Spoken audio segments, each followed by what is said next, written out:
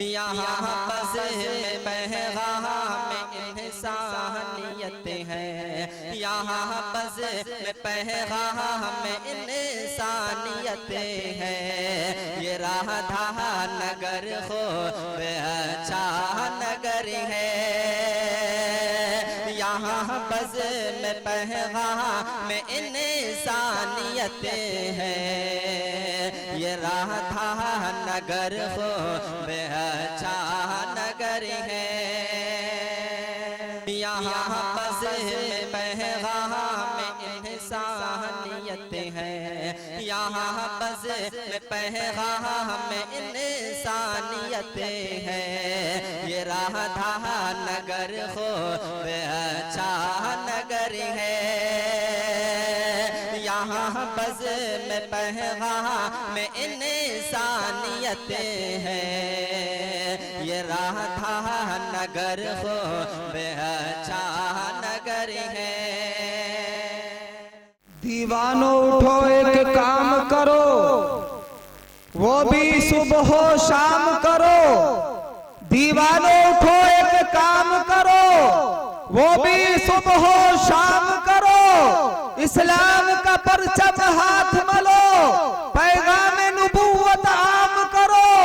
और काश कभी आका आकर ये ख्वाब हमसे फरमा दे। आमीन तो कहिए। ऐ काश कभी आका आकर ये ख्वाब हमसे फरमा दे। ये दुनिया है यहाँ चैन कहाँ, जन्नत में चलो आराम करो। ये दुनिया है यहाँ चैन कहाँ, जन्नत में चलो आराम करो। और हजरात गिरामी, इस अजीमुशान क़याम इंसान कॉन्फ्रेंस में हमारे बिरादरान वतन भी यहाँ तशरीफ लाए हुए हैं। इसलिए चार मिसरा हमारे जहन में गर्दिश कर रहा है कि एक ही खालिक, एक ही मालिक, एक ही इंसान, एक ही खालिक, एक ही मालिक, एक ही रहमान है। एक ही खालिक, एक ही मालिक, एक ही रहमान है। क्या है हिंदू, क्या है मुस्लिम, हर कोई इंसान है। और तुम करो सबसे मोहब्बत, अपना हो या गैर हो। तुम करो सबसे मोहब्बत, अपना हो या गैर हो। क्योंकि सरकारे दो आलम का यही फरमान है, क्योंकि सरकारे दो आलम का यही फरमान है। हजरत गिरामी, चूंकि हिंदुस्तान के माये नाज खतीब और एक से एक मुकर्रिरीन हजरात यहाँ तशरीफ फरमा है, इसलिए तमाम लोगों की मवाइज़ हसनात से मुस्तफीज होना है। इसलिए अब बिला किसी ताखीर के मैं आप लोगों को खिताबत के मैदान में लिए चलता हूँ। और खिताबत के लिए मैं आपको सरजमीने फुलवारी शरीफ पटना ले जाना चाह रहा हूँ। और वहां से तशरीफ लाए हुए वो मुअज़्ज़ज़ मेहमान को मैं आपके रूबरू करूंगा, आपकी खिदमत में पेश करूंगा। इसलिए आप हजरात से गुजारिश है कि आप हजरात जो खड़े हैं वो बराए करम, बराए मेहरबानी तशरीफ रखें, बैठ जाएं। काफी आगे भी पीछे भी काफी जगह है, बैठने का इंतजाम किया गया है, कुर्सियों का इंतजाम किया गया है। इसलिए आप हजरात बैठ जाएं, संजीदगी का माहौल बनाएं और सुकून और इत्मीनान से आप हजरात समाअत फरमाएं। अब मैं एक ऐसे मुकर्रिरे बेमिसाल को आपकी खिदमत में पेश करने जा रहा हूं, जिसके बारे में कौन सा अशआर का मैं इंतखाब करूं, मुझे सोचना पड़ रहा है कि हजरत के इस्तकबाल के लिए कौन से अशआर का इंतखाब करूं। बहरहाल अब मैं खिताबत के लिए मुकर्रिरे बेमिसाल शहंशाह शीरी मकाल मिल्लत इस्लामिया के जानिसार शहंशाह खिताबत हजरत अल्लामा मौलाना अब्दुल माजिद साहब दामद बरकातुहुम चतुर्वेदी को मैं आपकी खिदमत के लिए पेश करने जा रहा हूँ। इन अशआर के साथ हजरत को मैं खिताबत के लिए दावत दे रहा हूँ कि सरे बज़्म एक खुश नसीब आ रहा है, सरे बज़्म एक खुश नसीब आ रहा है। हबीबे खुदा का हबीब आ रहा है, वो शीरी ज़बां से सुनाने के खातिर, वो शीरी ज़बां से सुनाने के खातिर बड़ी शान से एक खतीब आ रहा है। और उठो, जाग जाओ ए राधा नगर के लोगों, उठो जाग जाओ ए राधा नगर के लोगों। गमे दर्द दिल का तबीब आ रहा है, गमे दर्द दिल का तबीब आ रहा और जिसे देखने और सुनने के खातिर अमीर आ रहा है, गरीब आ रहा है, और यही शोर बरपा है इस अंजुमन में, कोई चांद मेरे करीब आ रहा है। अब जनाबे शेख है, माइक है, रात है, फैसला आपके हाथ। बिस्मिल्लाहिर्रहमानिर्रहीम। नहमदुहु व नस्तईनुहु व नस्तगफिरुहु व नु'मिनु बिही व नतवक्कलु अलैहि व नऊज़ु बिल्लाहि मिन शुरूरि अनफुसिना व मिन सय्यिआति अअमालिना। मन यहदिहिल्लाहु फला मुदिल्ल लहु व मन युद्लिलहु फला हादिय लहु व नशहदु अन ला इलाहा इल्लल्लाहु वहदहु ला शरीका लहु व नशहदु अन्न सय्यदना व सनदना व हबीबना व करीमना मौलाना मुहम्मद व बारक व सल्लम तस्लीमन कसीरन कसीरा। अम्मा बाद फअऊज़ु बिल्लाहि मिनश शैतानिर रजीम। बिस्मिल्लाहिर रहमानिर रहीम। या अय्युहन नासु उअ्बुदू रब्बकुमुल्लज़ी खलक़कुम वल्लज़ीना मिन क़ब्लिकुम। वक़ाल तआला फ़ी मौदिइन आख़र या अय्युहन नास इन्ना खलक़नाकुम मिन ज़करिन व उन्सा। वक़ाल नबी सल्लल्लाहु अलैहि वसल्लम या अय्युहन नास इन्न रब्बकुम वाहिद व इन्न अबाकुम वाहिद। वक़ाल नबी अलैहि सलातु वस्सलाम इरहमू मन फिल अर्दि यरहमुकुम मन फिस समा औ कमा क़ाल अलैहि सलातु वस्सलाम। ओम भूर्भुवस्वः तत्सवितुर्वरेण्यं भर्गो देवस्य धीमहि धियो यो नः प्रचोदयात्। यो मामजमनादिं च वेत्ति लोकमहेश्वरम् असम्मूढस्समर्थ्येषु सर्वपापैः प्रमुच्यते। तस्मात् शास्त्रं प्रमाणं ते कार्य कार्य व्यवस्थितो ज्ञात्वा शास्त्र विधानोक्तं कर्म कर्तुमिहर्हसि। यः शास्त्र विधिमुत्सृज्य वर्तते कामकारतः न स सिद्धिमवाप्नोति न सुखं न परां गतिं। तमेव शरणं गच्छ सर्वभावेन भारत तत्प्रसादात् त्वां शान्तिमस्थानं प्राप्स्यसि शाश्वतम्।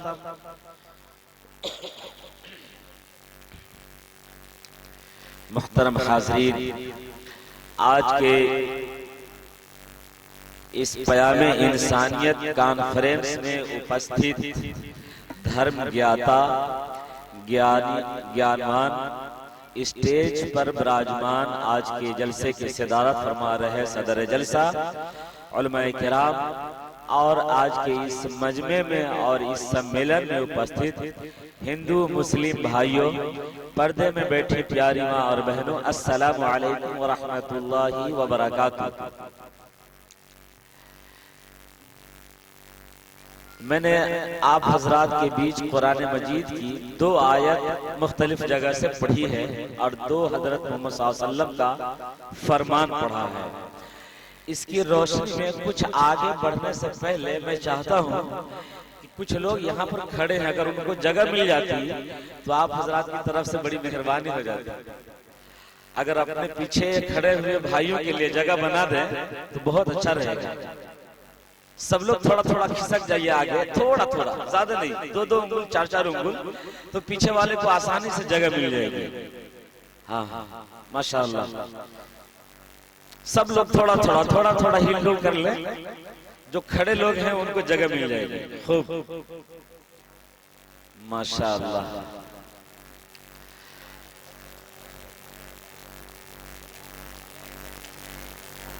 मेरे भाइयों, आज के इस प्रोग्राम और सम्मेलन में मुस्लिम और हिंदू सभी बिरादरान मौजूद हैं। इसी निस्बत से मैं आपके बीच 2-3 बातें रखना चाहता हूं, इस उम्मीद के साथ कि अल्लाह ताला इसे हम सब के लिए नफा बख्श बनाएंगे इंशाअल्लाह। इस संसार में जितने इंसान जन्म लिए हैं, जितने इंसान पैदा हुए हैं, उनमें से कोई इंसान ऐसा नहीं है जो अपनी इच्छा से, अपनी मर्जी से जैसा चाहा बन करके वैसा जन्म ले लिया। यानी हम इंसान के इस दुनिया में आने में मेरी आपकी अपनी कोई मर्जी नहीं है। अगर हमारी मर्जी होती, आपकी मर्जी होती, तो हर इंसान चाहता कि मैं खूब ताकतवर, खूब हैंडसम, बहुत खूबसूरत, आंख सुंदर, कान सुंदर, नाक खड़ी, बड़ी आंखें, सब ऐसे जन्म लेते। लेकिन हम दुनिया में देखते हैं किसी की नाक छोटी, किसी की नाक बड़ी है, किसी की आंख छोटी, किसी की आंख बड़ी है, किसी का रंग गोरा है, किसी का काला है, किसी का साइज बहुत लंबा है, किसी का बहुत छोटा है, किसी का बीच का है। पता ये चला कि हम आप हिंदू हो या मुस्लिम, औरत हो या मर्द, कोई भी इंसान अपनी इच्छा से, अपनी मर्जी से इस दुनिया में नहीं आया। ये तो लगभग सब लोग मानते हैं कि हम अपनी मर्जी से नहीं आए। तो प्रश्न उठता है, सवाल उठता है कि अगर आए हैं तो मर्जी किसकी चली है? किसकी मर्जी से हम इस दुनिया में आए हैं? कोई तो मालिक है ऐसा जिसने अपनी मर्जी से जैसा चाहा हमें डिजाइन बना दिया और जहां से चाहा रिलीज कर दिया, दुनिया में भेज दिया।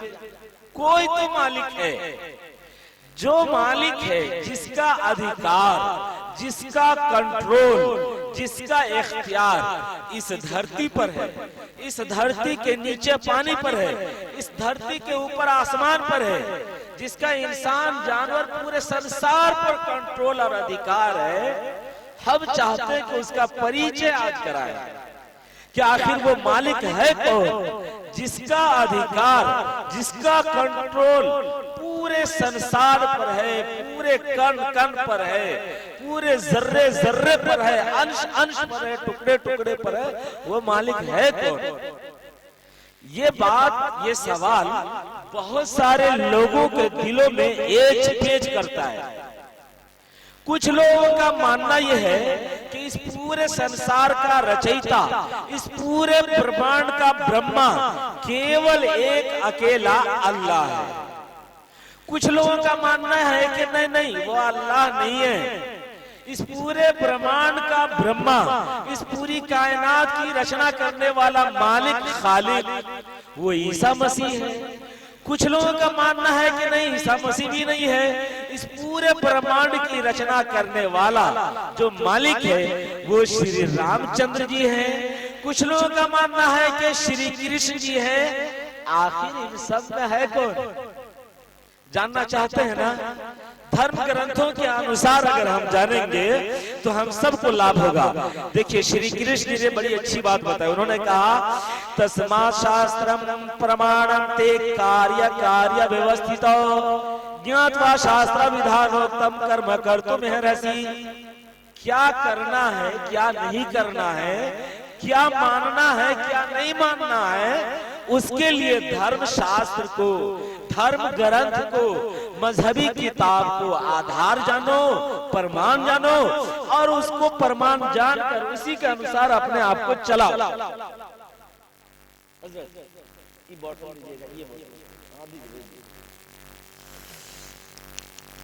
श्री कृष्ण जी ने कहा कि धर्म शास्त्र को, धर्म ग्रंथ को प्रमाण जान करके, आधार जानकर, उसमें बताई हुई बातों को जानकर उसी के अनुसार अपने आप को चलाओ।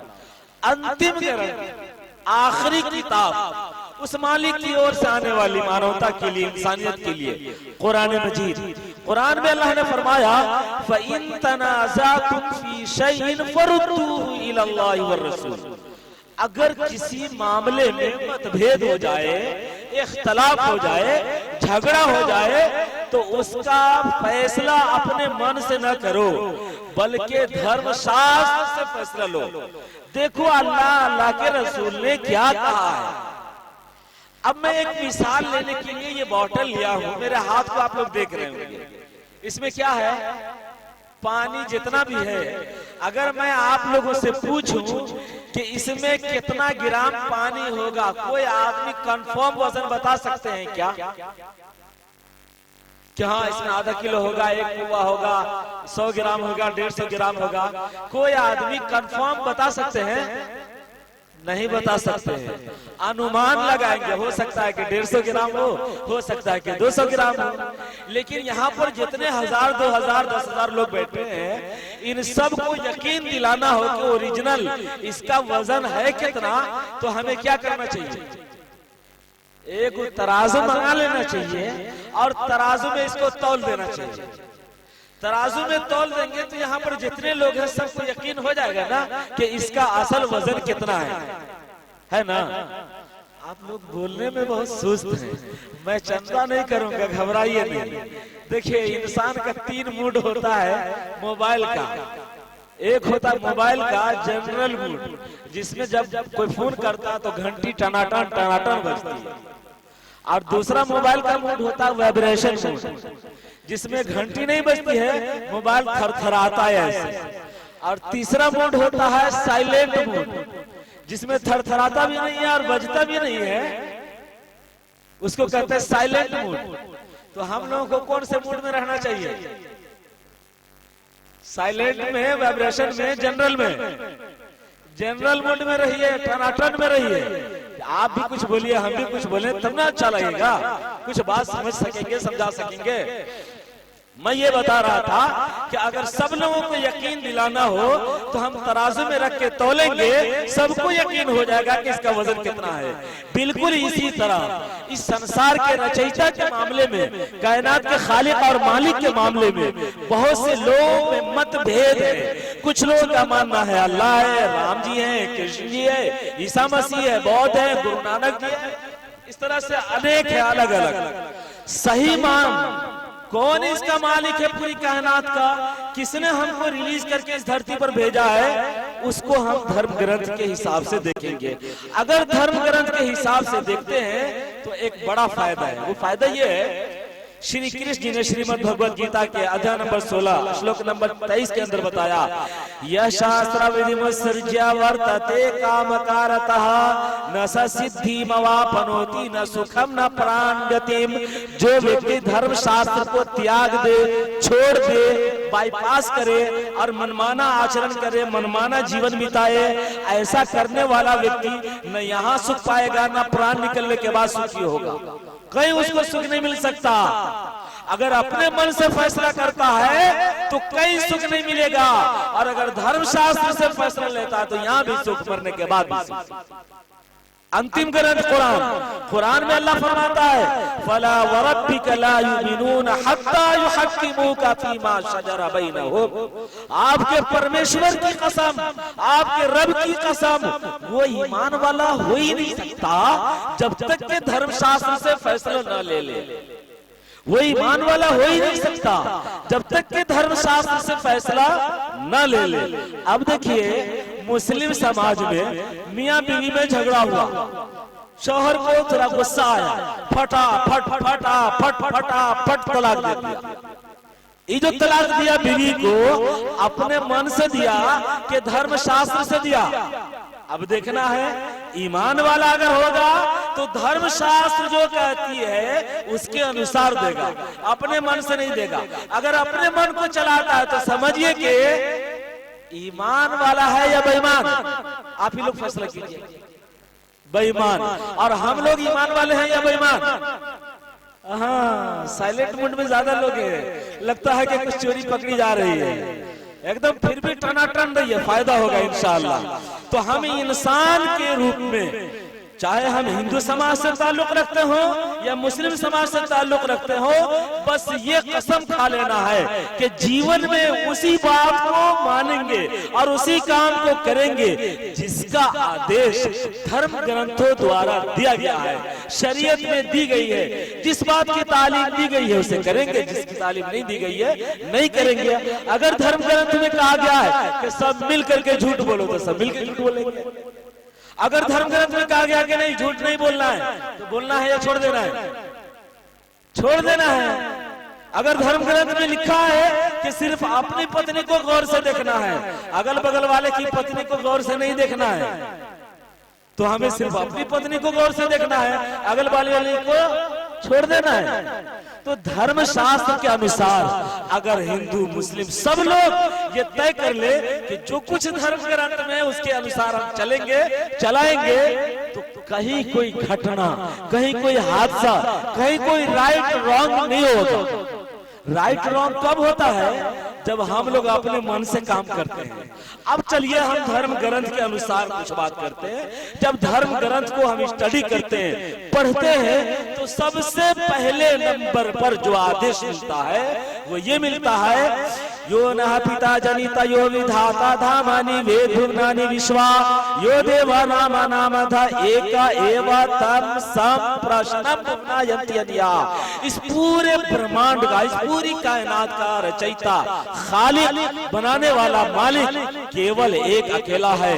उसका सब पर कंट्रोल और अधिकार है, उस पर किसी का कोई कंट्रोल नहीं है। वो सब चीजों को देखता है, सब बातों को जानता है, सबकी पुकार को सुनता है। उसकी कोई संतान नहीं है, न वो किसी की संतान है, सबको उसी के पास जाना है। ऋग्वेद का मंडल नंबर 10 सूक्त नंबर 82 मंत्र नंबर 3 ये मैंने पढ़ा आपके सामने। कुरान मजीद में देखिए, कुरान मजीद में टोटल 114 चैप्टर है सूरा। उसके 112 नंबर के सूरा में बिस्मिल्लाहिर्रहमानिर्रहीम कुल हुवल्लाहु अहद अल्लाहुस समद लम यलिद वलम यूलद वलम यकुल लहू कुफुवन अहद। कहो वो अल्लाह एक अकेला है, अल्लाह सारे बादशाहों का बादशाह है, उसकी कोई संतान नहीं है, न वो किसी की संतान है, कोई उसके बराबर का भी नहीं है। वेद में मिल रहा है कि सब पर उसका कंट्रोल है, उस पर किसी का कंट्रोल नहीं। कुरान में मिल रहा है वही सबों को, पूरे संसार को संभाले हुआ है। अल्लाहु ला इलाहा इल्ला हु अल हय्य अल क़य्यूम, जिंदा है, पूरे संसार को संभाले हुआ, अपने कंट्रोल में रखा हुआ है। वो मालिक अपनी जात में एक अकेला है। अथर्ववेद कांड नंबर 12 सूक्त नंबर 4 मंत्र नंबर 13 के अंदर है, स एष एक एक विरदेक एव। वो ईश्वर एक है, वास्तव में हकीकत में वो एक ही है। अथर्ववेद कांड नंबर 2 सूक्त नंबर 2 मंत्र नंबर 1 के अंदर है, एक एव नमस्यो विश्वविद्या। सारी प्रजाएं उसी एक मालिक के सामने अपने माथा को झुकाए, अपने माथा को उसी एक मालिक के सामने झुकाए। माचिदन यद विशंसत, उसके अलावा किसी और के सामने न झुकाए। कुरान मजीद में अल्लाह ने एक नहीं सैकड़ों हजारों मकामात पर कहा है, वमा उमिरु इल्ला लियअबुदुल्लाह। सबको हुक्म दिया गया कि उसी एक मालिक की भक्ति करे, उसी एक अल्लाह की पूजा करे, उसके अलावा किसी और की भक्ति पूजा न करे। वो तो अपनी जात में एक अकेला है। वो उस एक अकेले के बारे में ऋग्वेद का मंडल नंबर 1 सूक्त नंबर 164 मंत्र नंबर 46 में बताया गया, एकम सद विप्रा बहुधा वदंती। सच्चा ईश्वर केवल एक है। उसी एक ईश्वर को विद्वानों ने, ज्ञानवानों ने, जानकार लोगों ने अलग अलग नामों से पुकारा है। कुरान मजीद में भी अल्लाह ने कहा, कुल उदुल्लाह अविदुर रहमान, तुम अल्लाह कहकर पुकारो, रहमान कह करके पुकारो, यम्मा तदूह, तुम उसे जिस नाम से चाहो पुकारो, उसके अच्छे अच्छे अधिक नाम है। देखिए मेरे हाथ में बोतल है, बोतल में क्या है आप लोग बोलिए? पानी। पानी को अंग्रेजी भाषा में कहते हैं वाटर, संस्कृत भाषा में कहते हैं जल, हिंदी में कहते हैं नीर, उर्दू में कहते हैं पानी, फारसी में कहते हैं आब, अरबी में कहते हैं माउन। अब देखिए माउन, आब, जल, नीर, वाटर, अगर यही 5 बातें कहे तो चीज कितनी हुई? चीज तो एक है ना, चीज एक है, नाम 5 हुआ, चीज 5 नहीं हुई है, खाली नाम 5 हुआ, चीज तो एक है, पानी। इसी को जल, नीर, वाटर कहते हैं। जिस प्रकार यहाँ पर चीज एक है, भाषा बदला तो नाम बदल गया, मगर चीज नहीं बदली। बिल्कुल इसी तरह हमारी आपके माँ के पेट में हमारा आपका डिजाइन करने वाला जो डिजाइनर है, जो इंजीनियर है, जो ब्रह्मा है, जो खालिक है, जो मालिक है वो अपनी जात में एक अकेला है। उस एक अकेले को संस्कृत भाषा में कहते हैं ईश्वर, अंग्रेजी भाषा में कहते हैं गॉड, फारसी भाषा में कहते हैं खुदा, अरबी भाषा में कहते हैं अल्लाह। अगर अल्लाह, ईश्वर, गॉड, खुदा, अगर ये चार बात कही जाए तो क्या इसका मतलब हुआ कि वो चार है? नहीं, वो तो है एक ही, भाषा बदला तो नाम बदल गया। अब आप लोग अपनी अदालत से बताइए, जवाब दीजिए हमें कि अगर हम कहें ईश्वर, गॉड, खुदा, अल्लाह, तो ये सब का हुआ या सिर्फ मुसलमान का हुआ? ये मोहल्ला वाला तो साइलेंट मूड में है, सबका हुआ ना। अगर कोई कहे अल्लाह तो इसका मतलब क्या यह है कि ये सिर्फ मुसलमान का, हिंदू का नहीं है, सबका है। अगर कोई कहे ईश्वर तो क्या इसका मतलब ये कि ये सिर्फ हिंदू का है, मुसलमान का नहीं है, सबका है ना। अब अगर ये भावना आ जाए, ये बात हिंदू भी समझ ले और ये बात मुसलमान भी समझ ले कि हम सब एक ही मालिक के पैदा करने वाले, एक ही मालिक ने हमें भेजा है, अपनी इच्छा से, अपनी मर्जी से भेजने वाला मालिक केवल एक अकेला है। उसको कोई संस्कृत में पुकारता है, कोई अंग्रेजी में पुकारता है, कोई फारसी में पुकारता है, कोई अरबी में पुकारता है, लेकिन वो मालिक तो है एक अकेला। उसी को हम भी पुकारते हैं, ये भी पुकारते हैं। तो इस सोच से और इस फिक्र से हिंदू मुस्लिम के बीच प्रेम और मोहब्बत बढ़ेगी कि घटेगी? तो इस प्रेम और मोहब्बत को बढ़ाने के लिए कौन कौन तैयार है, जरा हाथ उठाकर बताएंगे। अल्हम्दुलिल्लाह, हजरत नाज़िम साहब हैं मौजूद क्या? सब लोग गवाह रहे हैं, माशाअल्लाह। मैं इसका परिचय बताता हूँ। ईश्वर, गॉड, खुदा, अल्लाह, यह है कैसा? बड़ा मतभेद है। आज हम इस गुत्थी को समझाएंगे इंशाअल्लाह, वो भी धर्म ग्रंथ की रोशनी में। अपने मन से कोई बात नहीं कहेंगे, जो कुछ धर्म ग्रंथ में वही बात रखेंगे। वो अल्लाह कैसा है, वो ईश्वर कैसा है, वो खुदा कैसा है, वो गॉड कैसा है, जानना चाहिए हमें। मान लीजिए कि आपको भेज दिया जाए रेलवे स्टेशन के, भागलपुर रेलवे स्टेशन पर जाइए, वहां पटना से आए हैं चतुर्वेदी साहब, उनको अपने मोटरसाइकिल पर बैठा के लिए आइए। तो आप पूछिएगा ना भेजने वाले से, ओ चतुर्वेदी साहब कुर्ता पजामा पहनते हैं कि धोती पहनते हैं कि पैंट शर्ट पहनते हैं, कुछ अलामत बता दीजिए, कैसे हम पहचानेंगे कि यही चतुर्वेदी साहब है? कुछ छोटी मोटी बात अगर बता दी जाए, उसके बाद आप जाते हैं, थोड़ा देखते हैं, अच्छा ये हो सकते हैं चतुर्वेदी साहब, ना ना ये नहीं होंगे, ये हो सकते हैं, ये नहीं होंगे, ये हो सकते हैं, ये अनुमान लगाते हैं। बिल्कुल इसी तरह हमारे आपके रब की भी कुछ पहचान है, वो पहचान आपके बीच में रखें। श्री कृष्ण जी ने बताया, यो माम जमनानिम च वेत्ति लोक महेश्वरम असम्मूढ़ समर्थ्येषु सर्व पापैहि प्रमुच्यते। श्रीमद् भगवद गीता का अध्याय नंबर 10 श्लोक नंबर 3 के अंदर है, जो व्यक्ति अपने मालिक को अजन्मा मानेगा, च वेत्ति लोक महेश्वरम, पूरे संसार का रब मानेगा, पालन करने वाला, ऐसा मानने वाला व्यक्ति बुद्धिमान है, अक्लमंद है, और ऐसा मानने से सर्व पापैहि प्रमुच्यते, सारे पाप से मुक्त हो जाता है, आजाद हो जाता है।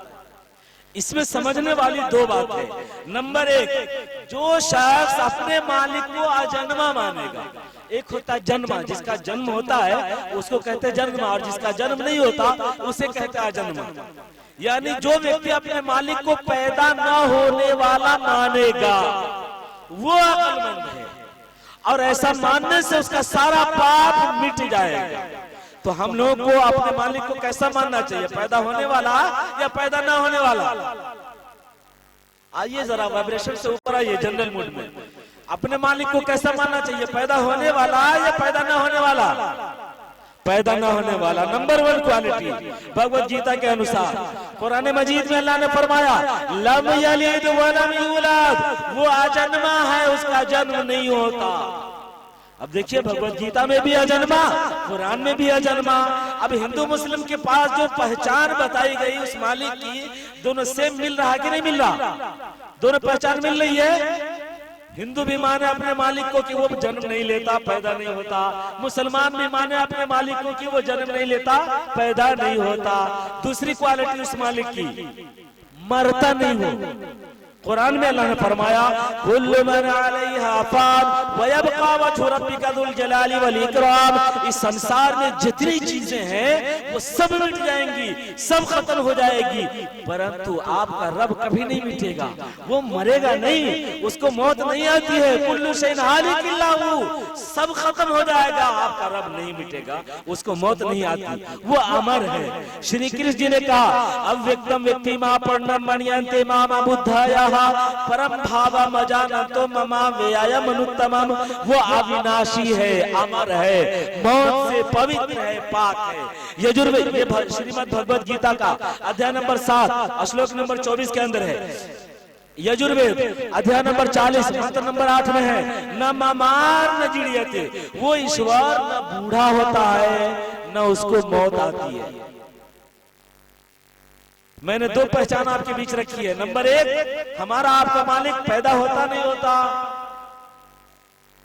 बोलिए पैदा होता नहीं होता, पैदा नहीं होता। नंबर 2, वो मरता है नहीं मरता, नहीं मरता।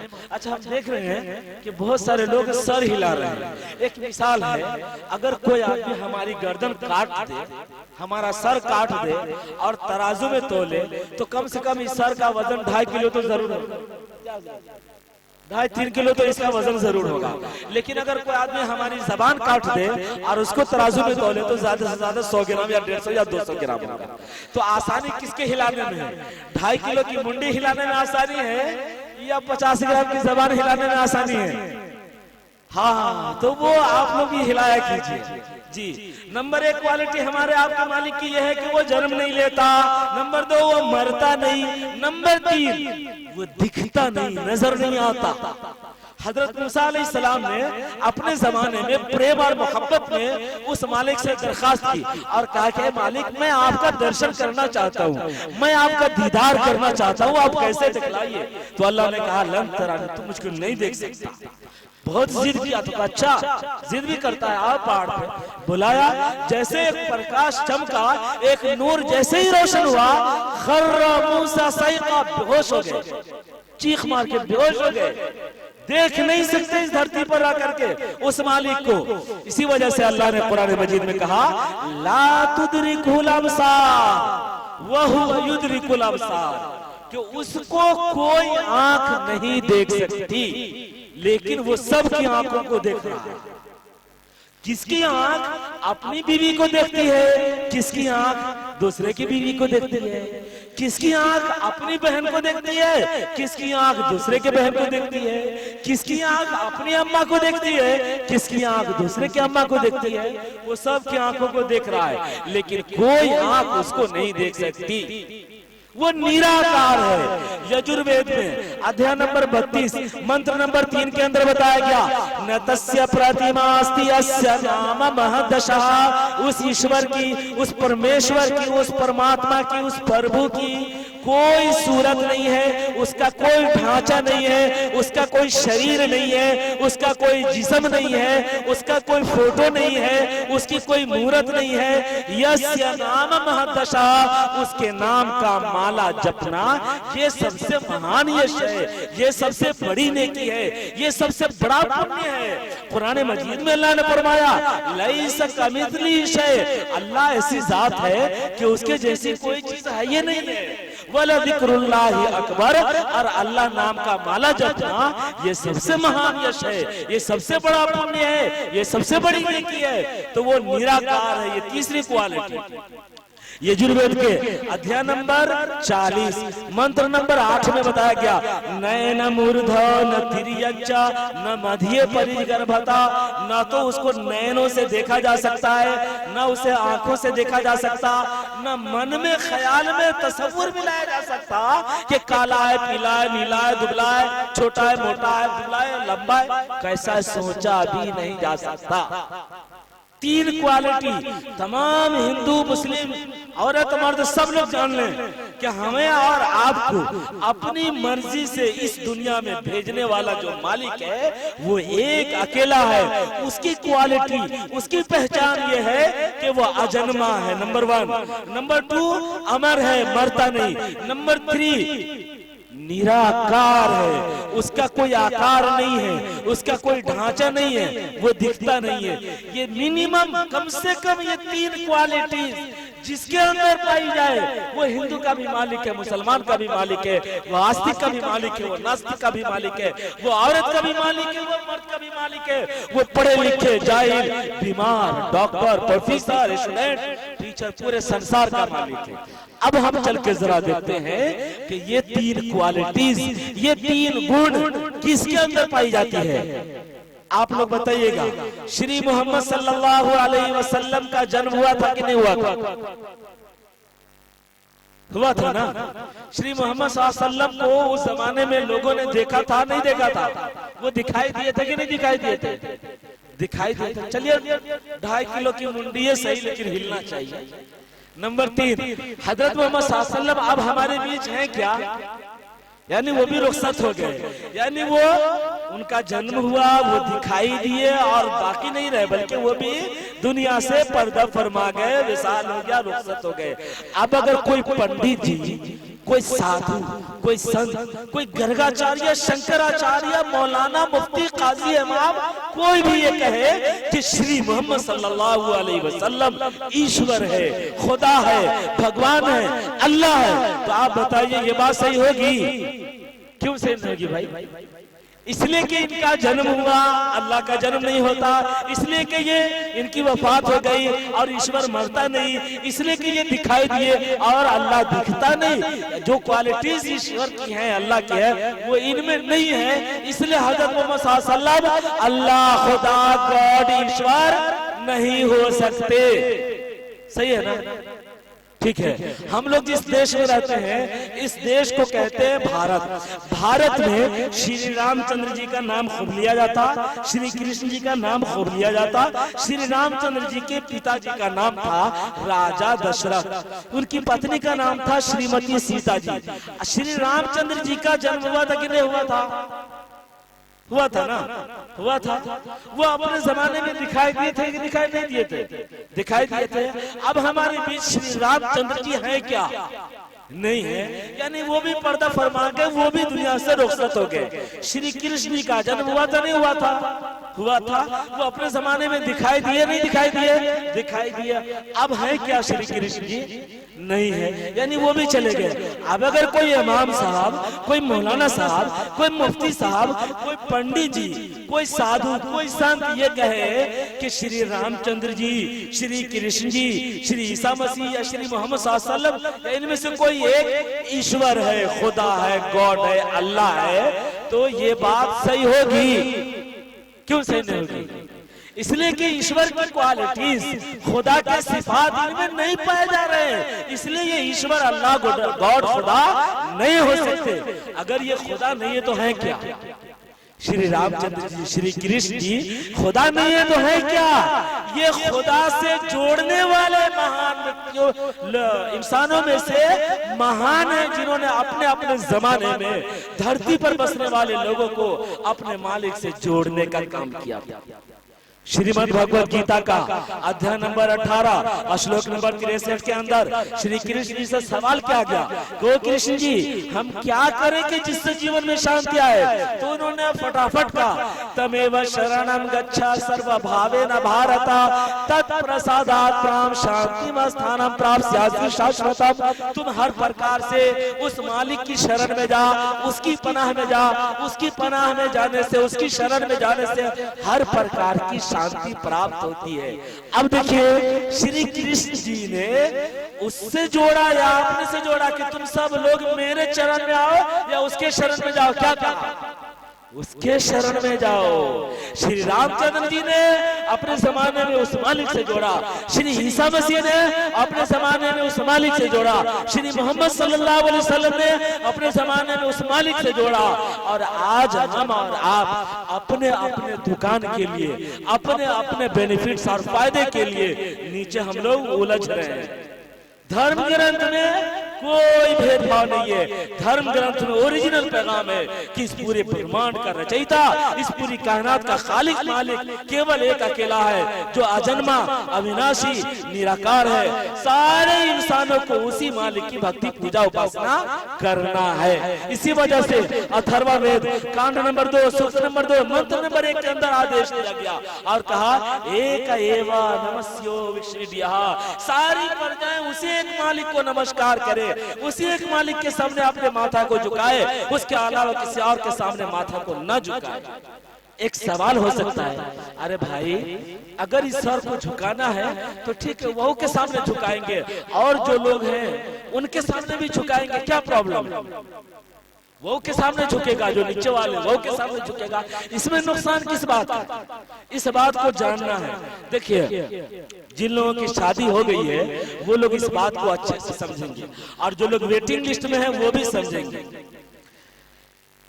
अगर कोई मियाँ बीवी हो, शौहर बीवी, पति पत्नी हो, पति अपने पत्नी से बहुत प्रेम करता है और पत्नी भी अपने पति से बहुत प्रेम करती है।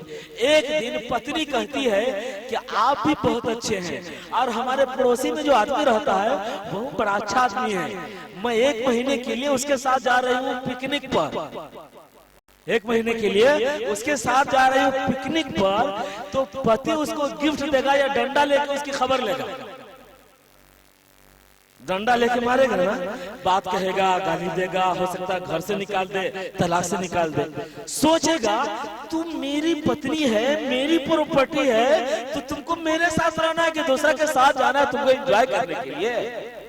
कहेगा ना, कहेगा, मारपीट करेगा, गाली गलौज करेगा और उसको घर से निकाल देगा, तलाक दे देगा। जरा गौर कीजिए, कोई भी दुनिया का कितना बड़ा पति क्यों ना हो, कोई भी शौहर अपनी पत्नी के लिए सिर्फ 3 चीज का बंदोबस्त करता है। नंबर 1, पहनने के लिए 2-4-10 जोड़े कपड़े का इंतजाम करता है अपनी पत्नी के लिए, खाने के लिए 2-4-10 प्लेट रोटी का इंतजाम करता है, रहने के लिए 1 छत और छप्पड़ का बंदोबस्त करता है। बस सिर्फ ये 3 चीज का बंदोबस्त करता है। अगर 3 चीज का बंदोबस्त करता है और उसकी प्रॉपर्टी में वो पत्नी कोई दूसरे मर्द को ऐड कर लेती है, शामिल कर लेती है, तो पति माफ करने के लिए तैयार नहीं होता। दूसरी तरफ जरा गौर कीजिएगा ध्यान से कि जिस मालिक ने हमारी माँ के पेट में हमको बनाया, हम लोगों में से कोई आदमी आवेदन लिख करके नहीं दिए थे अपने मालिक को कि ए मालिक मेरा रंग गोरा बनाना, मेरा रंग काला बनाना, मेरी नाक ऊंची बनाना, मेरी आंख ऐसे सजाना, मेरे गाल ऊंचे करना, मेरे माथे को ऊंचा करना। कोई आदमी ऐसा आवेदन नहीं दिया। बगैर आवेदन दिए हुए, बगैर एप्लीकेशन दिए हुए उस मालिक ने अपनी कृपा से, अपनी मेहरबानी से हमें इंसान बनाया और अच्छा ढांचा बनाया। हम लोगों को अपने माँ के पेट में हमको बढ़ाया, फिर बड़े होकर के माँ के पेट से बाहर लाया। जब माँ के पेट से बाहर आए तो मुंह में दांत नहीं था, तो उस मालिक ने माँ के सीने में गर्म गर्म मीठा मीठा दूध पैदा कर दिया। उस दूध को पीकर थोड़े बड़े हुए तो मुंह में दांत लगा दिया। इस दांत में फिर ताकत भर दिया, फिर हड्डी में ताकत भर दिया, जिस्म में ताकत भर दिया। अब हम मोटी से मोटी चीज को चबा जाते हैं, उसको हम कतर देते हैं, चूरा चूरा कर देते हैं। अब देखिए कि इतना सब कुछ किया और कंटिन्यू कर रहा है। आंख में देखने की शक्ति दिए हुआ है, कान में सुनने की शक्ति, जबान में चखने और बोलने की शक्ति, पैर में चलने की शक्ति, हाथ से पकड़ने और काम करने की शक्ति, अकल, बुद्धि, दिमाग, दिल, ये सब कुछ दिया हुआ है। नींद भी देता है, उठाता भी है, एकदम गहरे सपना में रहते हैं, फिर भी वो हमारी सांसों को चलाता हुआ होता है।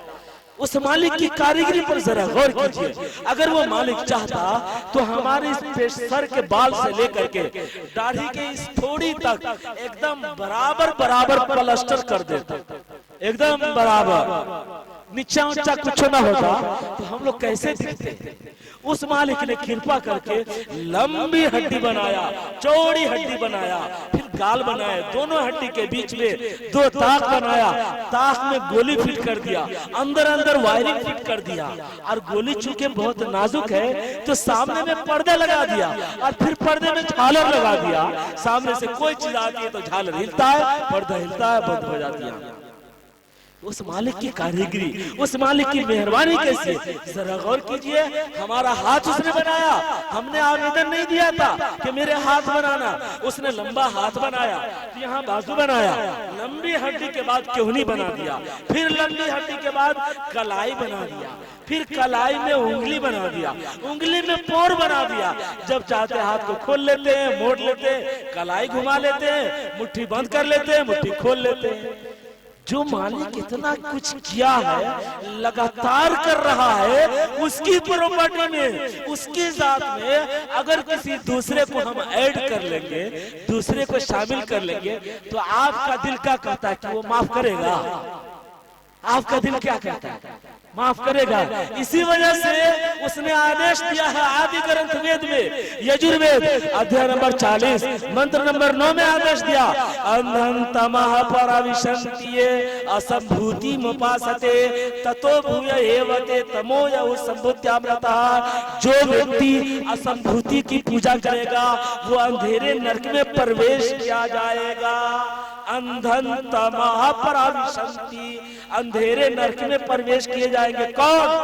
असंभूति मुपासते, असंभूति की पूजा करने वाले। ततो भूयेवते तमोयो संभूत्यामृतः। और जो व्यक्ति संभूति की पूजा करेंगे वो उससे भी गहरे अंधेरे भयानक नरक में डाले जाएंगे। अब 2 बात को समझना है, यहाँ पर है एक असंभूति और दूसरा संभूति। असंभूति उसे कहते हैं जिसको मैं, आप, हम सब मिलकर, बल्कि पूरी दुनिया का इंसान मिलकर के भी नहीं बना सकता, नहीं कर सकता। जैसे अगर हम सब मिलकर के एक सूरज बनाना चाहे तो बना सकते क्या? ये हमारे लिए संभव है या असंभव? इधर वाले भी बोलिए, असंभव। अगर हम लोग चांद बनाना चाहे तो बना सकते हैं, ये संभव है या असंभव? असंभव। जिस धरती पर हम लोग बड़ा बड़ा मकान बना लेते हैं, ऐसी धरती हम लोग मिलजुल के बनाना चाहे तो क्या बना सकते हैं? ये हमारे लिए संभव है या असंभव? असंभव। आकाश बनाना असंभव, जानवर बनाना असंभव, झाड़ बनाना असंभव, पहाड़ बनाना असंभव, इंसान बनाना असंभव। ये सब असंभव है हमारे लिए, हम नहीं बना सकते। अगर हम इंसान, जानवर, पेड़ पौधे, झाड़ पहाड़, धरती, आकाश, सूरज, चांद, सितारे, अगर इन चीजों की हम भक्ति करें, पूजा करें, उपासना करें, इबादत करें, बंदगी करें, तो हम कहाँ जाएंगे? अंधं तमः पराविशन्ति, अंधेरे नरक में प्रवेश किए जाएंगे। और जो संभूति की पूजा करेगा, संभूति का मतलब होता है जिसको हम आप मिलकर के कर सकते हैं। जैसे ये माइक है ना, इस माइक को अल्लाह ईश्वर ने नहीं बनाया, बल्कि हम ही में से कोई इंसान बनाया। उसके लिए बनाना संभव था तो बना दिया। अगर ऐसा लाखों करोड़ों बनाना चाहे तो संभव है कि नहीं है? संभव है, बना सकता है। ये टेबल बनाना संभव, ये माइक का सेट बनाना संभव, चप्पल जूता बनाना संभव, मंदिर मस्जिद बनाना संभव, मूर्तियों का बनाना संभव, मकान दुकान गाड़ियों का बनाना संभव। जो कुछ संभूति है जिसको बना सकते हम लोग, अगर इसकी कोई भक्ति करेगा, पूजा करेगा, तो और अंधेरे गहरे भयानक नरक में डाले जाएंगे। इसी वजह से उस मालिक ने आदेश दिया, अंतिम ग्रंथ कुरान मजीद में, इन्नल्लाह ला यगफिरु अन युश्रक बिही व यगफिरु मा दूना ज़ालिक, कि अल्लाह कभी इसको माफ नहीं करेगा कि उसकी प्रॉपर्टी में किसी दूसरे को ऐड कर लिया जाए, किसी दूसरे को शरीक कर लिया जाए। उस मालिक ने हमारे पैर से लेकर सर तक का रुआ रुआ अंग अंग बनाने वाला मालिक वो एक अकेला है। हमारे शरीर का सबसे ऊपरी भाग माथा जब भी झुकेगा तो केवल उसके सामने झुकेगा जो सबसे बड़ा है, सबके ऊपर है, वो एक अकेला मालिक है। इसलिए ये माथा उसी के सामने झुकेगा। वैदिक काल में, सनातन दौर में, पुराने जमाने में साष्टांग प्रणाम होता था। साष्टांग ये संस्कृत वर्ड है, आप लोग समझिए। ये 3 चीजों से मिलकर बना है, स अष्ट अंग। स के माना शरीर, अष्ट कहते हैं 8 को और अंग कहते हैं शरीर के पार्ट को। यानी ऐसा तरीका जिसमें शरीर के 8 पार्ट धरती से टच हो जाए, ये तरीका कहलाता है साष्टांग। तो पूजा, उपासना, इबादत, भक्ति, बंदगी का सबसे उत्तम, सबसे निराला, प्यारा, दुलारा, अच्छा तरीका साष्टांग प्रणाम है। यानी ऐसा तरीका जिसमें धरती से 8 अंग टच हो जाए। मैं करके बताता हूं, आप लोग देखिए।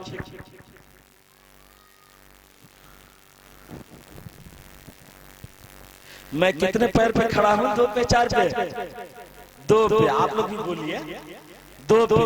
अब धरती से कितने टच हुए? 2 पैर, 2 घुटना। कितने हुए? 4। मैं दोनों हाथ भी रखूंगा, कितने हो जाएंगे? 6। फिर उसके बाद एक नाक रखेंगे, 7। और उसके बाद एक माथा, कितने हो जाएंगे? 8। ये कहलाता है साष्टांग प्रणाम। सुभान रब्बियल आला, ये कहलाता है साष्टांग प्रणाम। श्री कृष्ण जी ने आदेश दिया और उन्होंने कहा संप्रेक्षणासिकाग्रम दिशश्च नवलोकयन्, इधर उधर की दिशा में देखे बगैर नाक के अग्रभाग पर नजर को जमाएं और ध्यान लगाएं नाक बनाने वाले की तरफ। कितना सुंदर हमारी नाक बनाया उसने। इधर उधर नहीं देखना है, गर्दन को सीधी रखकर संप्रेक्षणासिकाग्रम दिशश्च नवलोकयन्, इधर उधर देखे बगैर नाक की नोक पर नजर जमाए और ध्यान लगाए नाक बनाने वाले मालिक की ओर। इसी को यजुर्वेद के अध्याय नंबर 32 मंत्र नंबर 3 में कहा गया, यस्य नाम महद्दशः, उसके नाम का माला जपना ये सबसे महान यश है। मेरे मुस्लिम भाइयों, मैंने आपके बीच ये सवाल किया था कि इस धरती पर हम आप अपनी मर्जी से नहीं आए हैं। कोई तो मालिक है जिसने अपनी मर्जी से हमें इस धरती पर भेजा है और जिस दिन चाहेगा, जैसा चाहेगा, बटन दबाएगा, बुला लेगा।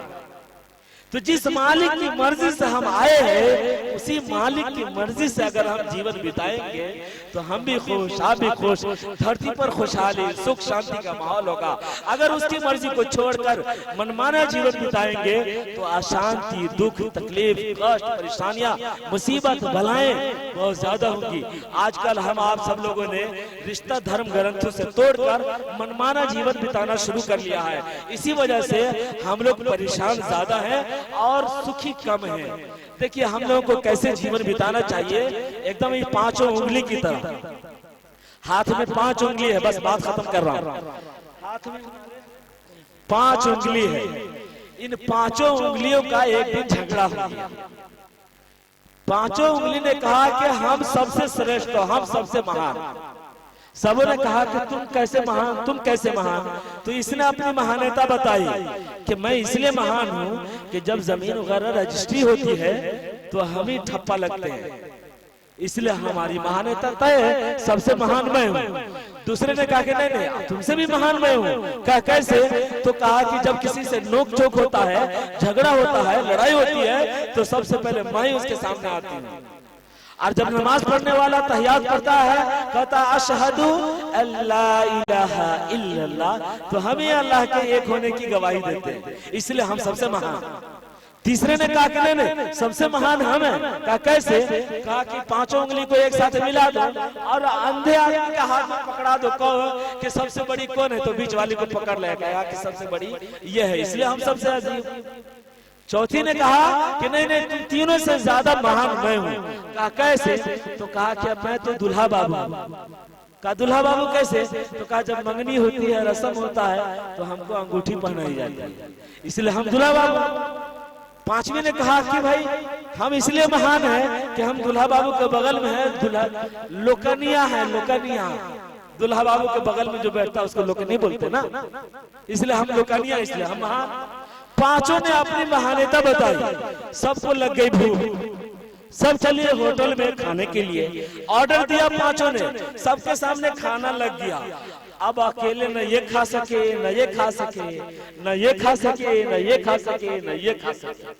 थोड़ी देर झक मारने के बाद पांचों ने कहा कि ऐसा करते हैं कि हम सब लोग समझौता कर लेते हैं और सब लोग मिल जाते हैं, अगर मिल जाएगा तो सबका पेट भर जाएगा। सबों ने मिलजुल करके समझौता कर लिया, खाना खाया, सबका पेट भर गया।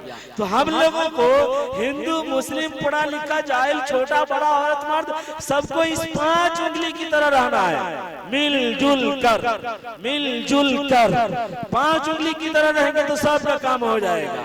अगर सब बिखरे पड़े रहेंगे तो अपना भी नुकसान, दूसरे का भी नुकसान, समाज का नुकसान, देश का नुकसान, सबका नुकसान। तो हम लोगों को कैसा रहना चाहिए? 5 उंगली की तरह जुड़ करके या तीतर बीतर जुड़ करके अगर रहेंगे तो हम लोग इस धरती से एक बड़ा संदेश, एक बड़ा पैगाम हम पूरी दुनिया को दे सकते हैं कि हमारा रिवाज, हमारे यहाँ का रिवाज और हमारे यहाँ की रिवायत ये है कि हम तमाम हिंदू मुस्लिम सब एकदम कांधे से कांधा मिलाकर, हाथ से हाथ मिलाकर, कदम से कदम मिलाकर जीवन बिताते हैं। एक दूसरे को अच्छाई का हुक्म करते हैं, बुराई से बचने की तालीम देते हैं। इसमें हमारे यहाँ कोई भेदभाव नहीं है। अगर ऐसी तारीख बनती है, ऐसा माहौल बनता है तो नाम हमारा ना होगा, नाम हमारे समाज का ना होगा, बच्चे हमारे अच्छे कहलाएंगे, सोसाइटी हमारी अच्छी कहलाएगी।